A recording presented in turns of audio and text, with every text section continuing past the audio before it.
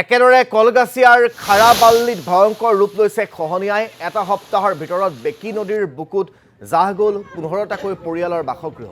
খহনীয়াৰ ফলত বিনষ্ট হৈছে বহু পৰিমাণৰ কৃষিভূমি। পানীত হাঁহ নচৰা অৱস্থা হৈছে নৈপৰীয়াৰ। জিলা প্ৰশাসনে কোনো ব্যৱস্থা গ্ৰহণ নকৰাক লৈ ক্ষোভ অঞ্চলবাসীৰ। শীঘ্ৰেই খহনীয়া প্ৰতিৰোধৰ ব্যৱস্থা ল'বলৈ মুখ্যমন্ত্ৰীক দাবী ভুক্তভোগী ৰাইজৰ। নদীৰ সমস্যা পেলাইছে মানে এইটো আজি ২-৩ বছৰ হ'ল এই সুঁতিটো তাৰমানে ওলাইছে। ওলোৱাৰ পিছত এই সুঁতিটো একদম ধৰক এই পুৰণা কাছাৰৰ ওচৰত লগি আছিলে, কিন্তু এইখিনি চৰবিলাকে চাইছে এই ২-৩ বছৰৰ ভিতৰত ইয়াতে বস্তি বাৰী চব আছিলে, চব তাৰমানে নদীৰ বুকুত যা গৈছে। যোৱাৰ পিছত এতিয়া আৰু এসপ্তাহৰ ভিতৰত মোটামুটি এটা আৰু ২০টা-২২টামান তাৰমানে ঘৰ আছিলে, এই ঘৰটো এসপ্তাহৰ ভিতৰতে গুচি গ'ল।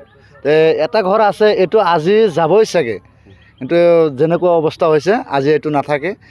মানুহবিলাকৰ বহুত কষ্ট হৈছে, আমাৰো কষ্ট হৈছে। এতিয়া আমি কোনোবাই ৰাস্তাৰ ওপৰত, কোনোবাই তাৰমানে ঘৰ বাৰী এতিয়া নদীত গুচি লৈয়ে গ'ল। এতিয়া আৰু বিদেশত যাব লগা হৈছে, কোনোবাই নকলু যাব লগা হৈছে, দিল্লী যাব লগা হৈছে, এনেকুৱা অৱস্থা হৈ গৈছে।